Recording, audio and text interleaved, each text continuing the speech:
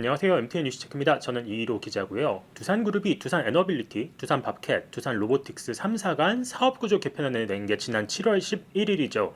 이후 한 달여 동안 3사의 주가는 무려 20에서 30%나 떨어졌습니다. 그러면서 분할합병이 타당한지 그로 인해 주주가치 훼손은 없는지에 대한 지적이 많이 나왔었죠.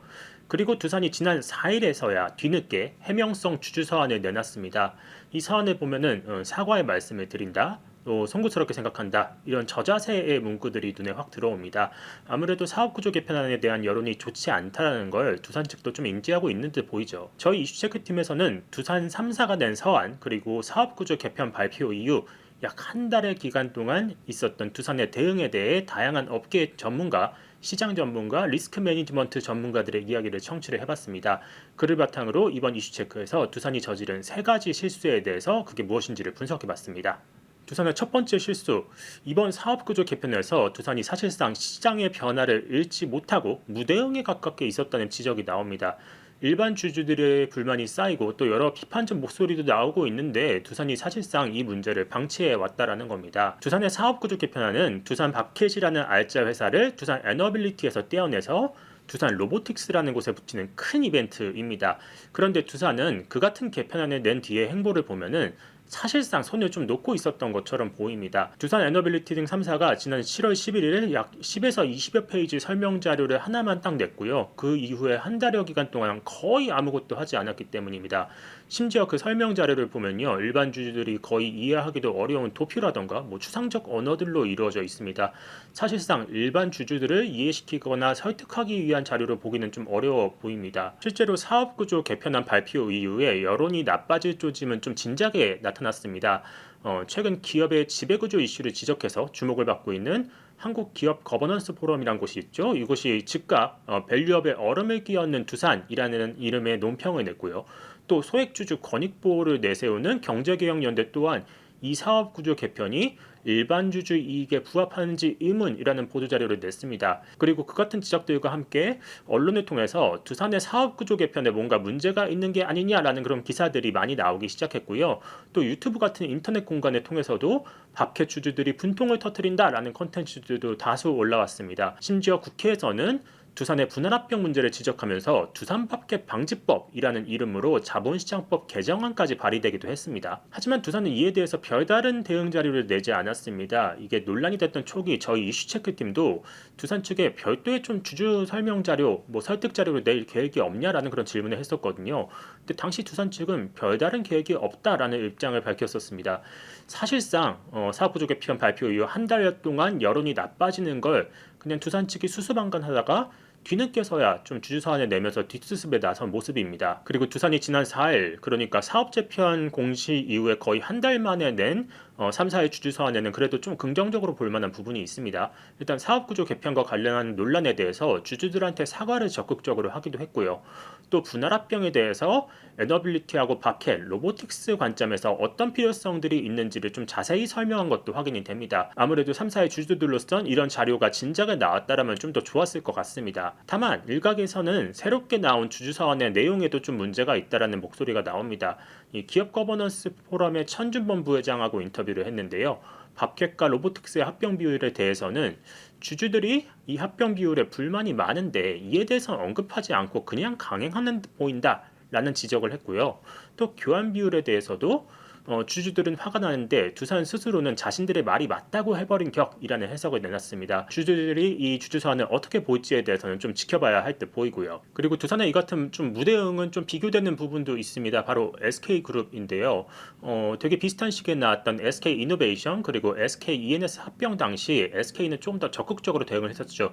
두산의 대응과는 확실히 좀 비교가 됩니다. SK이노베이션하고 ENS 합병 당시였던 지난 7월 17일이죠. SK이노베이션은 장문의 보도자료를 통해서 합병의 명분을 강하게 설명을 합니다. 그러니까 두 회사가 합침으로써 자산 100조 원 규모의 세계 최대 민간 에너지 기업이 탄생을 한다. 그를 통해서 사업 시너지뿐 아니라 재무하고 손익 구조가 어떻게 바뀐다라는 식으로 좀 구체적으로 설명을 했습니다. 그리고 SK그룹은 당시 여론 조성을 위해서 별도의 기자간담회도 가지면서 이제 기자들과 일반인들에게 이 합병의 의미에 대해서 좀 적극적으로 설명하는 시간을 가졌죠. 사실 SK도 이번 합병에 논란이 없는 것은 아닙니다. SK 이노베이션 그리고 ENS 합병에 있어서 이노베이션의 가치 산정을 할 때 자산 가치로 할 수도 있었습니다. 근데 굳이 저평가된 시가를 기준으로 했다라는 지적이 나오고 있습니다. 그만큼 이노베이션 일반 주주들에게 좀 불리한 선택을 했다는 건데요. 그럼에도 상대적으로 SK의 이 문제는 두산에 비해서는 좀 덜 주목받고 있는 것 같습니다. 그리고 두산이 과거 사례에 대한 학습이 좀 부족하지 않았는지에 대한 생각도 듭니다. 사례들을 좀 보시면요. 2018년 현대모비스하고 글로비스의 분할합병 실패 사례입니다. 당시 현대차그룹은 현대모비스의 사업부 일부를 분할해서 현대글로비스에 합병하려는 그런 계획이 있었습니다. 근데 이거를 철회했었습니다. 이게 왜냐면은 당시 현대모비스의 외국인 주주 비중이 50%나 되는데요. 국제 의결권 자문사인 ISS 그리고 글래스루이스가 현대모비스와 글로비스의 분할합병에 일단 반대 의견을 낸 게 굉장히 치명적이었습니다. 글로벌 의결권 자문사들이 반대를 하면서 외국인 투자자들의 여론이 굉장히 나빠졌고요. 그러면서 현대차그룹은 이런 지배구조 개편안을 철회하는 그런 결정을 하게 됩니다. 아무래도 이건 현재 두산그룹의 사업구조 개편하고 비슷할 수도 있는 게요. 현재 논란이 되는 두산밥켓도 외국인 지분율이 40%에 이르기 때문입니다. 그런 만큼 2018년 당시 현대차그룹의 사태하고 비슷하게 벌어지지 말란 법이 없을 것 같습니다. 또 한 가지 사례를 더 보면요. 2013년에 있었던 현대백화점 지주회사 전환 실패 사례도 있습니다. 당시 현대백화점 그룹은 현대백화점 그리고 현대그린푸드를 두 개의 지주회사 체제로 만들려고 했었습니다.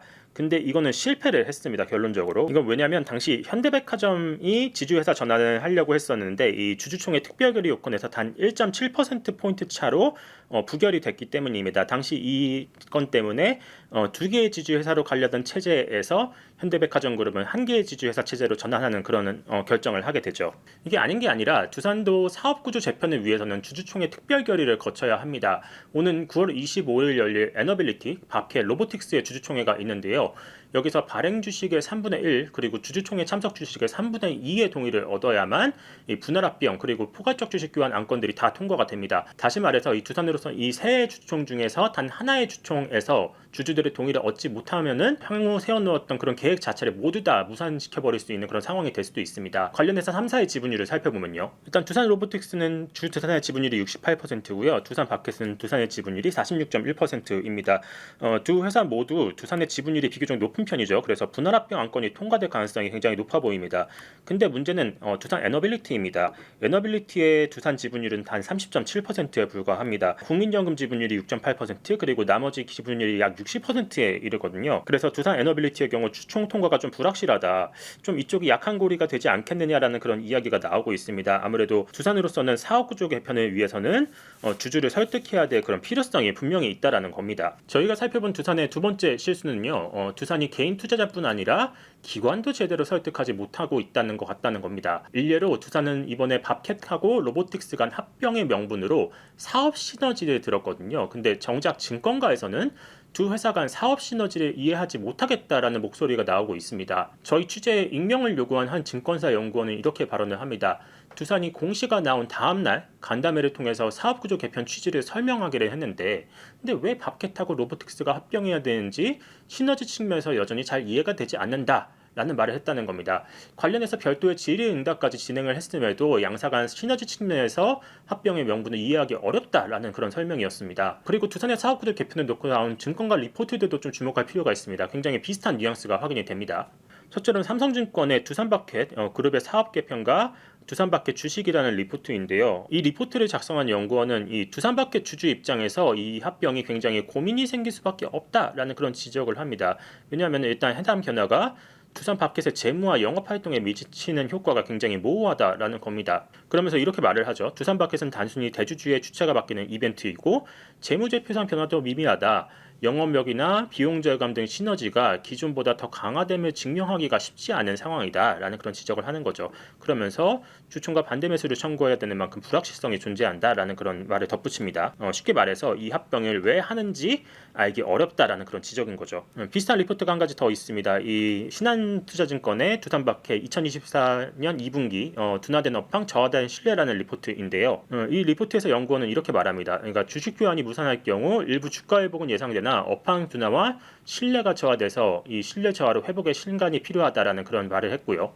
또 주식 교환에 성공하더라도 로보틱스의 가치를 지지하면서 시너지를 보이는 데는 시차가 분명히 존재를 한다. 그래서 지금 당장은 두산밥켓의 기존 투자 전략에서 벗어나서 분석을 하는데 무리가 따른다. 그러면서 이 회사를 커버리지에서 좀 제외할 예정이다라는 그런 입장을 밝혔죠. 그리고 두산의 소통 문제를 지적하는 쪽은 이 국내뿐 아니라 외국계도 마찬가지입니다.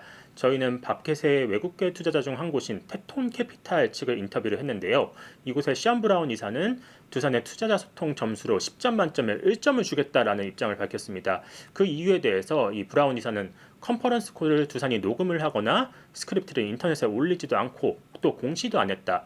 또 일반 주주들을 초대하지도 않았고 또 한국인들이 참여하지 않게끔 늦은 밤 시간 컨퍼런스 콜을 진행했다라는 등의 문제를 지적을 했습니다. 실제로 이번 합병의 시너지 시점과 규모를 묻는 외국계 투자자 질문이 나왔다고 해요. 근데 두산 측은 이에 대해서 제대로 답을 하지 못했다라고 하고요. 그런 면에서 봤을 때 이번 사업구조 개편을 당연히 이사회나 실무진에서 좀 사전에 꼼꼼히 살폈어야 되는데 실상은 그러지 못하지 않았나라는 그런 생각이 듭니다. 또 션 브라운 이사는 주주 환원 문제도 지적을 합니다. 이 밥캣에 대해서 지적을 한 건데요.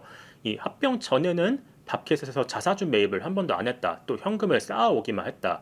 근데 정작 주주 서한에서는 합병 후에 밸류업 방식의 주주 환원이 가능해진다라고 말을 한다. 그러면서 왜 이전까진 주주 환원이 그렇게 깐깐했는지에 대해서 컨퍼런스 콜에서 질문이 많이 나왔는데 이에 대해서 회사 측에서 아무런 해명이 없었다라고 말을 했다는 겁니다. 그래서 이런 내용들을 봤을 때 이번 두산 밥캣과 로보틱스 간의 합병은 국내외 투자 업계조차 좀 제대로 설득하지 못하고 있는 모습이고요. 두산이 좀 주주 설득 작업을 제대로 하고 있는지 좀 의문이 드는 대목으로 보입니다. 그리고 두산이 한 실수로 보이는 세 번째 문제도 있습니다. 저희는 이 사안에 놓고 법조계 쪽 그리고 위기관리 컨설팅 업계 쪽도 취재를 했는데요. 해당 업계에서는 두산이 이번 상황에서 좀 제대로 된 위기관리를 못하는 것 같다라는 그런 반응이 나왔습니다. 아무래도 사업구조 개편에 앞서서 주주 설득 작업이 필요한데 두산이 그런 것보다는 그저 법적 타당성에만 치중을 하느라 주주 설득은 좀 등한시하고 있는 거 아니냐라는 그런 지적이 나온 겁니다. 저희는 위기관리 분야의 변호사분하고 소통을 했는데요. 이 변호사는 이번 건은 두산이 법적으로는 좀 별 문제가 없을 수도 있지만 주주 혹은 이해관계인과의 관계 또 평판 등의 문제가 생길 수 있다라고 이야기를 했습니다. 쉽게 말해서 두산이 법적 타당성에만 신경을 쓰느라 정작 일반 주주로부터 평판 리스크를 좀 간과하고 있지 않냐라는 겁니다. 다만 이 변호사는 두산으로서는 또 이미 표 계산이 어느 정도 끝났을 수도 있다라는 의견을 내놨습니다. 이미 기관 투자자 설득을 좀 충분히 해놓고 있기 때문에 일반 주주 설득을 일부러 뒷전으로 밀어놓은 게 아니냐라는 겁니다. 사실 이 부분은 실제 주총 결과가 어떤지 나와 봐야지 좀 알 수 있을 듯합니다. 그리고 위기관리 컨설팅 업계에서는 두산 내부적으로 현 상황을 위기로조차 인식하지 않을 수도 있다라는 그런 목소리도 나왔습니다. 한 위기관리 컨설턴트는 두산이 주주서한을 낸 게 현 상황을 위기라고 생각해서 그에 대한 타격책을 냈다기보단 그저 좀 여론이 많이 시끄러우니까 낸 소극적인 이슈 관리 수준일 수가 있다라는 그런 의견을 내놨습니다. 그래서 정리를 하자면은 두산의 이번 사업구조 개편안이 크게 문제시되고 있는 거는 주주나 이해관계자들하고의 소통을 너무 등한시한 게 아닌가라는 그런 지적이 나온다는 겁니다. 일단 일반 주주들과의 소통 자체가 거의 한 달 가까이 부재했던 문제가 있었고요. 또 국내 투자 업계에서도 두산이 강조하는 시너지 측면이 잘 드러나지가 않는다. 또 두산이 소통에 있어서 좀 약간 부재하다라는 그런 지적도 나왔습니다. 또 두산이 너무 법리적으로만 판단을 하느라 주주 설득은 좀 등한시한 것 같다라는 그런 목소리도 확인이 됩니다. 두산이 예고한 3사 주주총회가 9월 25일입니다. 그때까지 약 한 달 반 정도 남았는데요. 두산이 과연 주주 설득을 잘 해내고 그들이 목표로 하는 사업구조 개편을 성공할 수 있을지가 굉장히 주목이 됩니다. 이번 이슈 체크는 여기까지고요. 저희는 다음 시간에 더 유익하고 재밌는 주제로 찾아오겠습니다. 감사합니다.